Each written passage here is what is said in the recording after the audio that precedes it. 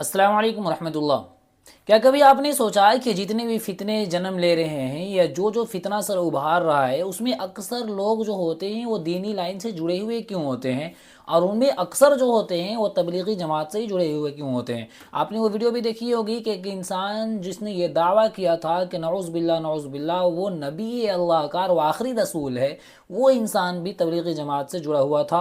और आपने वो वीडियो भी देखी होगी जो फितना शकील इब्न हनीफ का उठा, बाज़ लोग कहते हैं कि वो भी तबलीगी जमात से जुड़ा हुआ था, जिसके बिना पर गैर तबलीगी जमात पर उंगलियां उठाते हैं, जिसके बिना पर तबलीगी जमात को बुरा भला कहा जाता है, जबकि ऐसा बिल्कुल भी नहीं है। जितने लोगों ने इस तरीके के दावे किए या जितने फितनों ने इस तरीके से जन्म ली, वो लोग जो शिकार हुए हैं वो कम इल्मी के बुनियाद पर।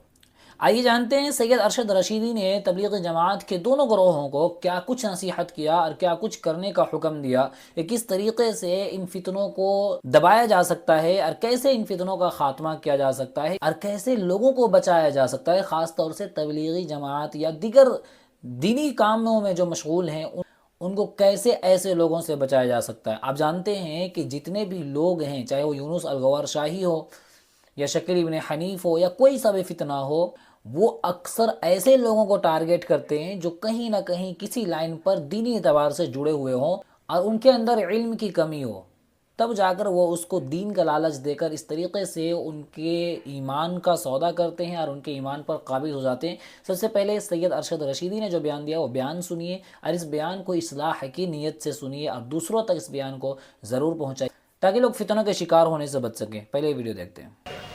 ये बातिल है, ये हक है, ताकि जब वो अपने घर जाए तो उसे पता हो कि कौन सा बातिल अकीदा है और कौन सा सही अकीदा है। उसको 40 दिन में, 3 दिन में, 1 महीने में, 4 महीने में अगर आपने अकायद को घोल करके पिला दिया तो इंशाअल्लाह कोई बड़े से बड़ा फितना भी उनको अपनी चंगुल में फंसाने में कामयाब नहीं हो सकता। और एक दूसरा काम है, 6 नंबरों में इल्म मौजूद है। आप टारगेट बनाइए सही अकायद से उम्मत को रोशनास कराना है, और दूसरा टारगेट यह हो कि हम उम्मत को कुरान करीम से जोड़ने की भरपूर कोशिश करेंगे। आज न कुरान की तफसीर में लोग बैठ रहे हैं, न कुरान करीम के तर्जमे में लोग बैठ रहे हैं, न कुरान के अहकामात को समझने और सीखने का उनमें जज्बा मौजूद है। तो इल्म का क्या मतलब? इल्म का मरकज तो कुरान है, इल्म की रूह तो कुरान है। आज कुरान का तर्जमा होता है तो बहुत सी जगहों पर हमारे वो साथी जो जमात से जुड़े हुए हैं वो तर्जमे में बैठने के बजाय बाहर की तरफ निकल जाते हैं और अपनी दूसरी मसरूफियात में लग जाते हैं। मेरे दोस्तों और साथियों, हमारे बातिल फिरके, जितने भी बातिल फिरके मौजूद हैं, उनका सबसे पहला निशाना वो तबका होता है जो किसी न किसी शक्ल में दीन से जुड़ा हुआ है, जिसके दिल में दीन की तलब मौजूद है, जो दीन की तलाश और जुस्तजू में लगा हुआ है, वही पहला निशाना होता है। अगर हम उनको सही अकीदे और कुरान करीम की सही तालीम से आरास्ता कर दें तो इंशाअल्लाह फिरक़े बातिला के जो पांव फैल रहे हैं वो कमज़ोर पड़ जाएंगे और उनकी क़ुव्वत में कमी आएगी। आज हम ख़त्म नबूवत के उन्वान से जमा हैं। मेरे दोस्तों और साथियों, जिसके दिल में आका की मोहब्बत होगी वो किसी और की नबूवत को बर्दाश्त करने के लिए किसी कीमत पर तैयार नहीं होगा। अपने दिलों को टटोलो। हज़रत मोहम्मद मुस्तफ़ा सल्लल्लाहु अलैहि वसल्लम की मोहब्बत है या दिल आका की मोहब्बत से खाली है? हकीकत यह है कि अगर उम्मत के दिल में आका की सच्ची मोहब्बत पैदा हो जाए तो फितनों का दरवाज़ा खुद ब खुद बंद हो जाएगा। मैं चंद वाक़यात आपको सुनाता हूँ कि किस तरह सहाबे किराम ने हज़रत मोहम्मद मुस्तफ़ा सल्लल्लाहु अलैहि वसल्लम से सच्ची अक़ीदत और मोहब्बत का इजहार किया। आज हम आका का नाम लेते हैं, उनका कलेमा पढ़ते हैं, ان سے محبت کا اظہار کرتے ہیں، لیکن ہمارا ہر کام ظاہری پیمانے پر ہوتا ہے اور دل حقیقی محبت سے خالی ہے۔ میرے دوستوں اور ساتھیوں، ایک صحابی ہیں حضرت طلحہ ابن البراء رضی اللہ عنہ، حضرت محمد مصطفیٰ صلی اللہ علیہ وسلم سے محبت اور عقیدت کا یہ حال تھا کہ جب نبی کریم صلی اللہ علیہ وسلم ہجرت کر کے مدینہ المنورہ تشریف لائے تو آپ کا استقبال کرنے والوں میں حضرت طلحہ ابن البراء رضی اللہ عنہ بھی شامل تھے۔ اس وقت نوجوان تھے بالکل، آقا کے قریب پہنچے اور فرمایا، آقا میرے دل میں آپ کی محبت ہے، آپ جو بھی حکم دیں گے میں اسے پورا کروں گا۔ آپ کو حیرت ہوئی کہ ایک نوجوان بچہ ہے اور اس طرح کی باتیں کر رہا ہے۔ وہ پھر آگے بڑھ کے کہتے ہیں کہ آقا میرے دل میں آپ کی محبت ہے، آپ جو بھی حکم دیں گے میں اسے پورا کروں گا۔ تو آپ اس نوجوان کی طرف دیکھتے ہیں اور فرماتے ہیں کہ جاؤ اپنے باپ کا سر قلم کر کے میرے قدموں میں لا کے رکھو۔ جیسے ہی آقا کا یہ حکم طلحہ ابن البراء سنتے ہیں، مجمع میں گھس جاتے ہیں۔ آقا فوراً کچھ صحابہ سے کہتے ہیں کہ جاؤ اس نوجوان کو پکڑ کے لاؤ۔ لوگ پکڑ کے لے آئے تو آقا پوچھتے ہیں طلحہ کہاں گئے تھے؟ تو طلحہ کیا جواب دیتے ہیں؟ کہتے ہیں آقا میں اپنے باپ کو تلاش کر رہا تھا تاکہ اس کا سر قلم کر کے آپ کے قدموں میں لا کے رکھ دوں۔ آقا فرماتے ہیں طلحہ مجھے تمہارے باپ کا سر نہیں چاہیے، میں رشتوں کو جوڑنے کے لیے آیا ہوں، میں رشتوں کو توڑنے کے لیے نہیں آیا۔ لیکن طلحہ تمہاری محبت کا امتحان تھا، تم 101% اس امتحان میں کامیاب ہو گئے ہو۔ میرے دوستوں اور ساتھیوں، ہماری چھاتیاں آقا کی محبت سے خالی ہیں اور تختیوں پہ لے کر کے ہم محبت کا نعرہ لگاتے ہیں اور کہتے ہیں ہم سے بڑا محبت کا دعوے دار کوئی نہیں۔ ہم اپنے آپ کو بھی دھوکہ دیتے ہیں، اپنے نبی کو بھی دھوکہ دیتے ہیں، اپنے خدا کو بھی دھوکہ دیتے ہیں۔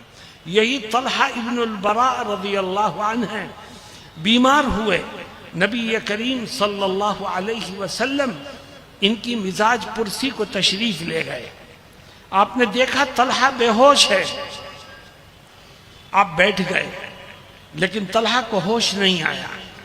کچھ دیر کے بعد آپ اٹھے اور ان کے گھر والوں کو پاس بلا کے کہا کہ مجھے ایسا لگتا ہے طلحہ بچیں گے نہیں، رات میں ان کی وفات ہو جائے گی، اور دیکھو رات میں اگر طلحہ کی وفات ہو جائے تو ان کی موت کی خبر مجھے کرنا تاکہ میں ان کے کفن دفن میں شریک ہو سکوں۔ آپ یہ کہہ کے واپس آ گئے، رات گزر گئی، آپ کو کچھ پتہ نہیں۔ فجر میں آپ کی ملاقات طلحہ ابن البراء کے رشتہ داروں سے ہوئی۔ آپ نے پوچھا طلحہ کا کیا حال ہے؟ لوگوں نے کہا حضور رات میں ان کی وفات ہو گئی اور ہم نے ان کو غسل اور کفن دے کر کے دفنا بھی دیا۔ غصے سے آپ کا چہرہ انور سرخ ہو گیا۔ آپ نے فرمایا کہ میں نے کہا تھا کہ مجھے وفات کی خبر دینا، تم نے کیوں نہیں دی؟ میرے دوستو دیکھو محبت کسے کہتے ہیں۔ ساتھیوں نے جو جواب دیا ان کے رشتہ داروں نے، وہ دل تھام کے سننے کے قابل ہے۔ وہ فرماتے ہیں کہ اے آقا جب آپ ان کی مزاج پرسی کر کے واپس لوٹے تو آپ کے واپس آنے کے کچھ دیر کے بعد طلحہ کو ہوش آ گیا۔ ہم نے ان کو خبر دی کہ آقائے دو جہاں سرور کائنات حضرت محمد مصطفیٰ صلی اللہ علیہ وسلم تمہاری مزاج پرسی کو آئے تھے۔ طلحہ بہت خوش ہوئے، بہت خوش ہوئے، اور پھر کہنے لگے اپنے رشتہ داروں سے کہ دیکھو مجھے ایسا لگتا ہے کہ میں بچوں گا نہیں، رات میں میری وفات ہو جائے گی، اور اے میرے رشتہ داروں میری یہ نصیحت ہے، میری یہ وصیت ہے کہ اگر رات میں میری وفات ہو جائے تو میری موت کی خبر میرے آقا کو مت کرنا، کیونکہ اگر تم رات میں میری موت کی خبر میرے آقا کو کرو گے تو ان کی نیند میں خلل پڑے گا، رات کے اندھیرے میں انہیں یہاں تک آنے کی زحمت گوارا کرنی پڑے گی، انہیں پریشانیاں اٹھانی پڑیں گی، اور میں نہیں چاہتا کہ میری وجہ سے میرے آقا کو کوئی تکلیف پہنچے۔ مسلمانوں اپنے دلوں میں جھانکو، آج داڑھیاں مڈوا کر کے نالیوں میں بہاتے ہو نبی کی سنتوں کو اور کہتے ہو ہمیں آقا سے محبت ہے۔ آج ہماری زندگیاں نبی کی سنتوں سے خالی ہیں، ہمارا کردار نبی کی سنتوں سے خالی، ہمارے فنکشنز اور تقاریب میں نبی کی سنتوں کو پیروں تلے روندا جاتا ہے۔ بتاؤ، جو نبی کی سنتوں کو روندے اس کے دل میں نبی کی محبت کیسے ہوگی؟ اور جب دلوں میں نبی کی محبت نہیں ہوگی تو جھوٹے مدعی نبوت میں ہم بھی پھنسیں گے اور ہماری نسلیں بھی ان کے دام فریب میں آئیں گی، ہم ان کو بچانے میں کامیاب نہیں ہو سکتے۔ میرے دوستوں اور ساتھیوں، آج کا یہ جلسہ جس کا عنوان ختم نبوت ہے، یہ ایک ایسا عقیدہ ہے جس کو عام کرنے کی ضرورت ہے۔ آج کے اس اجلاس کا یہ پیغام ہے، اور میں یہ سمجھتا ہوں کہ یہ وقت کی اہم ضرورت ہے، مزید گفتگو کرنے کا وقت بھی نہیں ہے۔ ہمیں نبی کریم صلی اللہ علیہ وسلم سے اپنے دلوں میں سچی عقیدت اور محبت کو پیدا کرنا چاہیے، سنتوں کو اپنے سینوں سے لگانا چاہیے، اور علم کے نام پر ہمیں صحیح عقائد اور قرآن کی تعلیم کو عام کرنے کی فکر کرنی چاہیے۔ اللہ رب العزت ہم سب کو کہنے اور سننے سے زیادہ عمل کی توفیق سے مالا مال فرمائے، اور اس اجلاس کو شرف قبولیت سے نوازے۔ وآخر دعوانا ان الحمد للہ رب العالمین۔ جی ہاں، اکثر لوگ جو گمراہ ہو رہے ہیں وہ کم علمی کی بنیاد پر، علماء سے لا تعلقی کے بنیاد پر علماء سے دور بھاگتے چلے جا رہے ہیں۔ جہاں پہ قرآن کی تفسیر ہوتی ہے لوگ وہاں پہ بیٹھتے نہیں ہیں، علماء کی قدر نہیں کرتے، علم سے دور ہوتے چلے جا رہے ہیں۔ اور ظاہر سی بات ہے جو قوم بھی علم سے دور ہوگی وہ ضرور بے ضرور فتنوں کا شکار ہوگی۔ آپ سے گزارش ہے کہ آپ اپنی رائے کا اظہار ضرور بے ضرور دیں کہ کیا حضرت نے جو باتیں کہی ہیں وہ صحیح ہے، حقیقت پر مبنی ہے، یا کچھ اور بات ہے۔ انشاءاللہ پھر ملاقات ہوگی اگلی ویڈیو پر اگلے پیغام کے ساتھ۔ تب تک کے لیے اجازت۔ السلام علیکم ورحمۃ اللہ۔